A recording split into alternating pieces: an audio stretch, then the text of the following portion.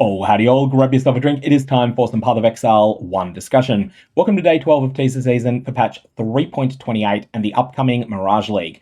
Today, day 12, we don't have very much in the way of news because Grinding Gear Games are keeping everything for the New Zealand morning. That's when the big live stream announcement is. I will, of course, be rebroadcasting that, and I'll put a link down in the description below where you can find my stream, which I've already set up on YouTube, or you can go over to Twitch to find it. However, they did a last-minute announcement just around 5 o'clock New Zealand time. They posted 2 unique items that are among the rarest unique items in the game.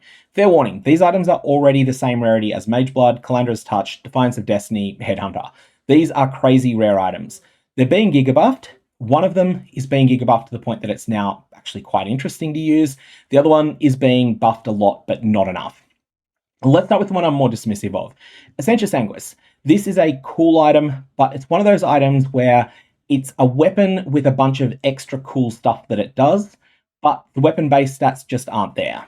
So, the current live version, the added lightning damage is 1 minimum, 600 to 700 maximum. Here we see 782, that's outside normal roll range, so this has clearly been buffed there. If we work to the assumption that this is being buffed to 700 minimum, 800 maximum on that range, then that is going to be something like a 14% buff to the item. This is good, it's not enough to use it. The attack speed is still the same, the energy shield has been buffed, and the leech effects have been buffed by the maximum recovery per energy shield leech being doubled, being added on. Is this enough to use it though? I kind of think no. I think the best thing to do if you are playing a lightning damage attack claw build and you happen to get this drop for you, the best thing to do is use this until you are in a position to recombinate better, and then disenchant your Essentia Sanguis and use that in order to recombinate a better weapon than Essentia Sanguis happens to be. That is unfortunately, I think, still the case for this particular claw. Hope to be proven wrong on that. Maybe some of the upper ends of the roll ranges are higher than I'm aware of, and maybe it's better than we think, but I'm not sold on this. But Bino's kitchen knife, this thing is the one that's getting a buff. So firstly, don't get too excited by the base stats. The only base stat that's getting improved here is the chaos resistance. It's the fancy mods that are on this item that are getting the real buff. So the physical damage, the critical strike details, they're still staying roughly where they were. The chaos resistance is improved. That's just a little bonus, but neither here nor there. The reason that I say that this item is getting so much better is on killing a poison enemy, enemies within 3 meters are poisoned. So currently this is 150 centimeters. At 150 centimeters, this is already a powerful effect. In fact, it is such a powerful effect that a lot of builds choose to go Pathfinder because it's the other way that you can get this effect. However, the difference between 150 centimeters and 3 meters, you might be thinking in your head, well, that's just twice as good. But really it's 4 times as good because it means that 4 times the area is covered.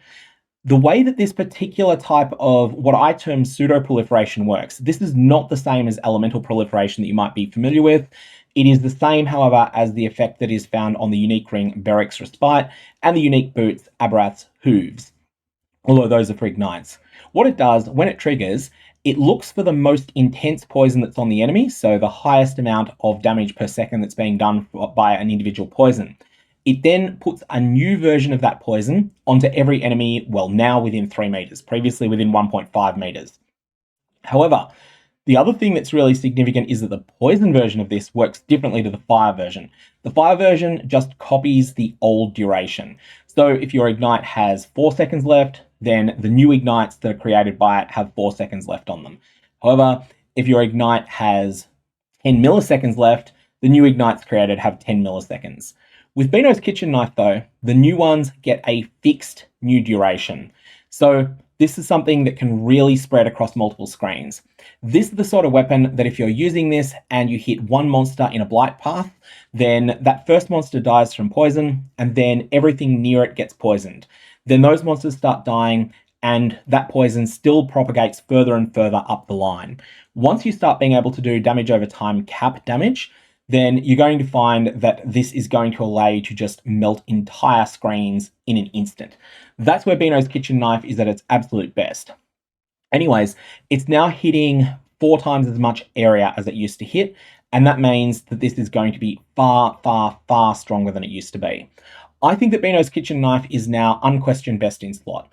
If you are playing a poison-based build and you've got mirror tier gear, then the best thing you can do is to take off that mirror tier offhand and replace it with a Bino's Kitchen Knife.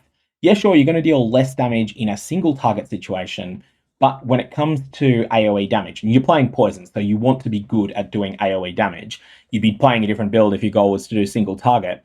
When you are in those multi-target situations, yes, sure, your Bino's Kitchen Knife isn't doing as much damage, so your Viper Strike and the Mamba is hitting a little bit softer than it used to. You might not get dot cap on some enemies you used to get dot cap on, but you're going to propagate damage so much better that you're going to clear maps faster. And that ultimately is what you're looking for here. So Bino's Kitchen Knife, best in slot when it comes to the offhand slot, because it is going to be your weaker of your two weapons in terms of raw damage. And that's going to be on Viper Strike of the Mamba builds, and potentially some other poison builds as well. Essentia Sanguis, really, this is just a stopgap to use until you are able to recombinate better, but it will provide you all the dust that you need to do that. That's my first thoughts on these two items. I'm going to leave it there. May your Varlobs have interesting results.